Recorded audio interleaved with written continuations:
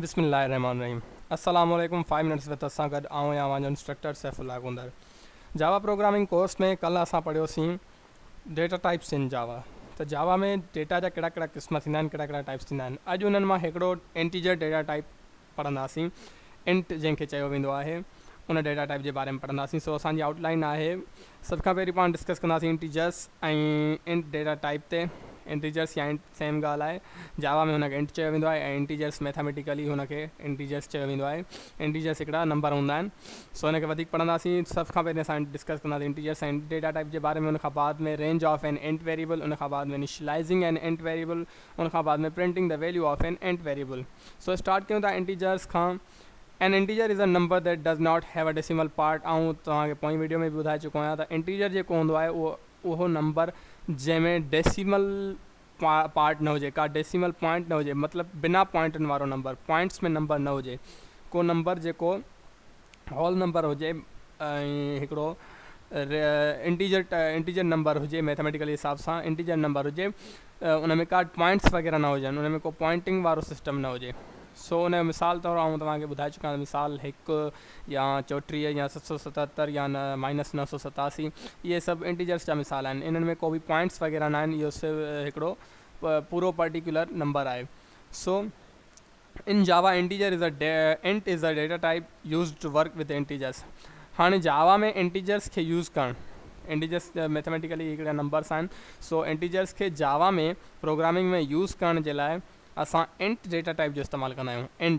Int हिकिड़ो keyword बि चई सघिजे थो। इंट हिकिड़ो कीवर्ड आहे जावा जो, इंटीजर्स डेटा टाइप। हाणे असां वटि हिकिड़ी डेटा आहे, सपोज़ 777 असां वटि हिकिड़ी डेटा आहे जेका असांखे हिकिड़े वेरिएबल में स्टोर कराइणी आहे। सो उहा कहिड़े क़िस्म जी डेटा आहे, असां चवंदासीं इंटीजर डेटा टाइप जी। सो इंटीजर टाइप जी डेटा खे कंहिं वैल्यू में, वेरिएबल में सेव कराइणो आहे। त तव्हांखे यादि आहे त वेरिएबल खे जॾहिं असां डिक्लेयर कंदा आहियूं त उनखे हिकिड़ो फस्ट ऑफ ऑल उनजो टाइप ॿुधाइणो पवंदो आहे। त उन में असां कहिड़े क़िस्म जी डेटा विझंदासीं। सो उहो टाइप जे लिखण जे लाइ, टाइप ॿुधाइण जे लाइ असां कीवर्ड यूज़ कंदा आहियूं इंट, INT। इंट जो मतिलबु हूंदो आहे, जावा कंपाइलर हुनखे ऑटोमेटिकली सम्झी वेंदो त इंट जो मतिलबु आहे त हाणे जेका डेटा वेरिएबल में स्टोर करणी आहे उहा इंटीजर टाइप जी आहे। सो उमेदु कयां थो सम्झ में अची वेंदो। अॻिते वधूं था।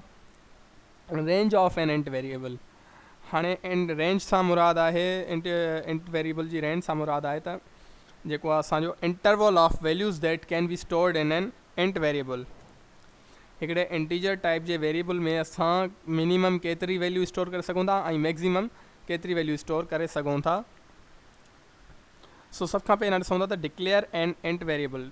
असां हिकिड़ो इंटीजर टाइप जो वेरिएबल डिक्लेयर कीअं करे सघूं था। सो डिक्लेयरिंग में को मसइलो न आहे, सिंपल आम जीअं असां वेरिएबल डिक्लेयर कंदा आहियूं उन ई तरीक़े सां डिक्लेयर कंदासीं। सभ खां पहिरियां वेरिएबल जो टाइप ऐं उनखां बाद में उन वेरिएबल खे को नालो ॾींदासीं। जीअं असां स्ट्रिंग टाइप जो नालो ठाहियूं पिया था, त असां वेरिएबल ठाहियूं पिया त उन में असां ॾियूं पिया टाइप स्ट्रिंग ऐं उनखे को नालो पिया ॾेई छॾियूं, सपोज़ चैनल नेम। तहिड़ी तरह असां हिनखे टाइप ॾिनो आहे इंटीजर इंट, INT इंट।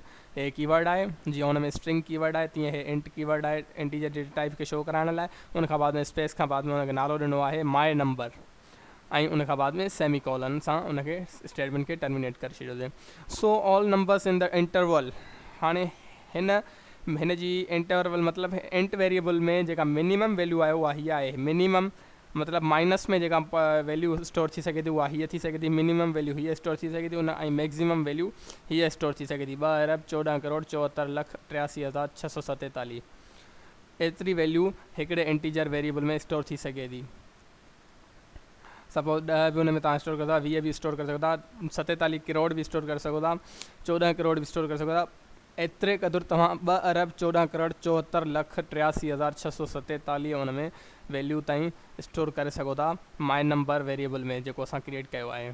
तव्हां कहिड़ो बि नंबर सां इंट जो वेरिएबल क्रिएट कंदो त हुन में एतिरी वैल्यू स्टोर करे सघो था ऐं मिनिमम माइनस में असां एतिरी स्टोर करे सघूं था।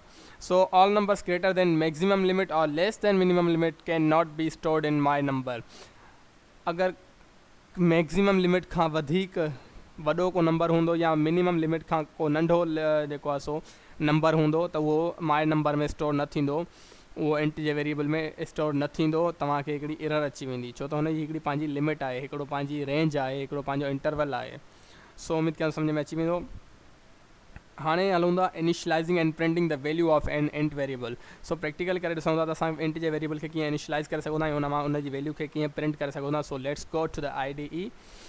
अचूं था नेट बीन्स ते, पंहिंजो प्रोजेक्ट क्रिएट कंदासीं, नऊं क्लास क्रिएट कंदासीं, न्यू जावा क्लास खे नालो ॾियूं था इंटीजर डेटा टाइप। सो है इंटीजर डेटा टाइप जे नाले सां असांजो क्लास क्रिएट थी वियो आहे। क्लास खां बाद में तव्हांखे ख़बर आहे त मेन मेथड जी असांखे ज़रूरत पवंदी आहे। सो मेन मेथड क्रिएट थी वियो। मेन मेथड क्रिएट करण खां बाद में हाणे असां वेरिएबल क्रिएट कयूं था इंटीजर टाइप जो। सो वेरिएबल क्रिएट करण लाइ सभ खां पहिरियां उनजो टाइप लिखणो पवंदो आहे। टाइप लिखूं था इंट, मतिलबु इंटीजर डेटा टाइप। उनखे नालो ॾियूं था माय नंबर। हाणे हिते अगरि सेमीकॉलन लॻाए छॾियां त हीअ सिर्फ़ु सिंपली डिक्लेयर थी वियो। उन खां बाद में हिनखे असां वैल्यू असाइन करे सघंदा आहियूं। वैल्यू असाइन करण लाइ असांखे ख़बर आहे त असांजो डेटा टाइप असांखे वराए न लिखणो पवंदो, सिर्फ़ु हुनजो नालो यूज़ करे असाइनमेंट ऑपरेटर यूज़ करे हुनखे का बि वैल्यू असां ॾेई सघूं था। 1 2 3 सपोज़ ऐं ॾेई छॾी हुनखे। सो ऐं इहा बि यादि रहे त इंटीजर खे असां इंटीजर वैल्यू खे कंहिं बि नंबर खे असां कंहिं सिंगल कोट में या डबल कोट्स में सराउंड करे लिखण जी ज़रूरत न आहे। हिनखे सिंपली असां ईअं ई लिखी सघूं था।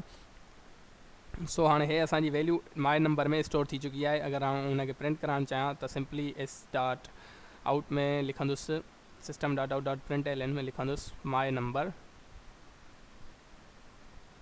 ऐं हिनखे हाणे रन करे ॾिसूं था।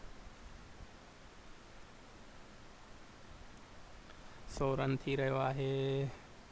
हे 1 2 3 असांजो प्रिंट थी वियो। 1 2 3 प्रिंट थी वियो। पर हाणे इहो त थियो डिक्लेयर करण खां बाद में वैल्यू असाइन करणु। अगरि हाणे असां इनखे डायरेक्ट वैल्यू असाइन करणु चाहियूं, मतिलबु डायरेक्ट इनिशलाइज़ करणु चाहियूं, त सिंपली तव्हांखे ख़बर आहे त कीअं थींदो। उहो बि डायरेक्ट हुनखे वैल्यू असां इनिशलाइज़ करे छॾीसीं त हुनजो टाइप लिखियोसीं, हुनजो नालो लिखियोसीं ऐं हुनखे असाइनमेंट ऑपरेटर यूज़ करे हुनखे वैल्यू असाइन करे छॾीसीं। सो हिनखे रन करे ॾिसूं था। सिंपली वैल्यू असाइन थी वई। अगरि असां हिनखे पॉइंट्स में नंबर ॾियूं 12.3, हिते ॾिसूं था त हे एरर ॾेखारे पियो इनकॉम्पेटेबल टाइप्स। सो हिन जो मतिलबु आहे त जेको टाइप तव्हां ॾिनो आहे, हाणे तव्हां हिते ॿुधायो आहे इंटीजर टाइप। इंटीजर में मुराद हूंदी आहे त जंहिंमें को डेसिमल पार्ट न हुजे ऐं तव्हां जेका वैल्यू ॾियो था उन में डेसिमल पार्ट आहे। सो इहो टाइप हुन सां मैच नथो थिए। सो तव्हां इहो टाइप या वैल्यू हिनखे नथा ॾेई सघो। सो इहा बि तव्हांखे ॻाल्हि ज़हन में हुजे त इंटीजर में तव्हां पॉइंट्स वारो जेको आहे सो नंबर इन स्टोर नथा करे सघो। सो असां इनिशलाइज़ बि कयोसीं, हुनखे हुनजी वैल्यू खे प्रिंट बि करे ॾिठोसीं। सो उमेदु कयां थो प्रैक्टिकल सम्झ में आयो हूंदो। अहिड़ा प्रैक्टिकल ऐं चाहियां थो त बिल्कुलु तव्हां हिन ते प्रैक्टिस लाज़मी कजो, हिननि में वैल्यू स्टोर करे सघिजो। ऐं जेका तव्हांखे मैक्सिमम ऐं मिनिमम लिमिट ॾिनी आहे उहा बि हिन में स्टोर करे सघिजो। स्टोर करे ॾिसिजो त स्टोर थिए थी या नथी थिए। ऐं उनखां मिनिमम खां त घटि वारो अंग ऐं मैक्सिमम खां हिकिड़ो अंग वधाए करे तव्हां हिन में स्टोर करे ऐं प्रिंट करे ॾिसिजो त तव्हां वटि एरर अचे थी या नथी अचे। ऐं बिल्कुलु एरर ईंदी। अगरि एरर नथी अचे त तव्हां का ग़लती कई आहे, तव्हां हुनखे वरी रिपीट करे ॾिसिजो। ऐं इहो तव्हांजो हिकिड़ो सम्झो टास्क आहे त तव्हांखे जेका इंटीजर जी मैक्सिमम वैल्यू आहे उनखां हिकिड़ो अंग वॾो ऐं मिनिमम वैल्यू खां हिकिड़ो अंग नंढो वैल्यू हिन में वेरिएबल में स्टोर करे प्रिंट कराइण जी कोशिशि करणी आहे। प्रिंट न थींदो छो त हुन में एरर अची वेंदो, हुनजी हिकिड़ी पंहिंजी रेंज आहे। पर आउं चवां थो त इहो तव्हां प्रैक्टिकली बाक़ाइदे ॾिसो पाण त जीअं तव्हांखे वधीक सम्झ में अचे। सो उमेदु कयां थो अॼु जो लेक्चर सम्झ में आयो हूंदो। अगरि को बि मसइलो हुजे त तव्हां कमेंट्स में पुछी सघो था। अदरवाइज़ डिस्क्रिप्शन में मुंहिंजी ईमेल ॾिनल आहे, ईमेल ते मूंसां कॉन्टेक्ट करे सघो था। को बि मसइलो हुजे, सवाल हुजे, पुछी सघो था। अगरि वीडियो पसंदि अचे त असांजी हौसला अफ़ज़ाई जे लाइ कमेंट ज़रूरु कजो ऐं असांजी वीडियो खे लाइक ज़रूरु कजो ऐं वीडियो खे वधि खां वधि शेयर कजो त जीअं सिंधी भाइरनि ताईं पुॼी सघे, सिंधी भाइर असांजा अॻिते अची सघनि, अॻिते वधी सघनि। असांजो टास्क हिकिड़ो टारगेट आहे 1K सब्सक्राइबर्स जो, 1000 सब्सक्राइबर्स। सो उमेदु कयां थो तव्हां इहो असांजो साथ ज़रूरु ॾींदो ऐं असांखे इहो टारगेट अचीव कराइण में मदद कंदो। सो इहो टारगेट ईअं अचीव थींदो त जीअं तव्हां पंहिंजे फेसबुक ग्रुप्स, व्हाट्सएप ग्रुप्स ते असांजी हिन वीडियो जी लिंक खे वधि खां वधि शेयर कयो त जीअं वधि खां वधि माण्हू ॾिसी असांजे चैनल खे सब्सक्राइब कनि, 1K सब्सक्राइबर्स जो टारगेट पूरो थिए ऐं बिल्कुलु माण्हू असांजी हिन वीडियोज़ मां फ़ाइदो बि वठी सघनि। सो मूंखे ॾींदा इजाज़त, मिलंदासीं इंशाअल्लाह नेक्स्ट लेक्चर में। अल्लाह हाफ़िज़, थैंक यू सो मच।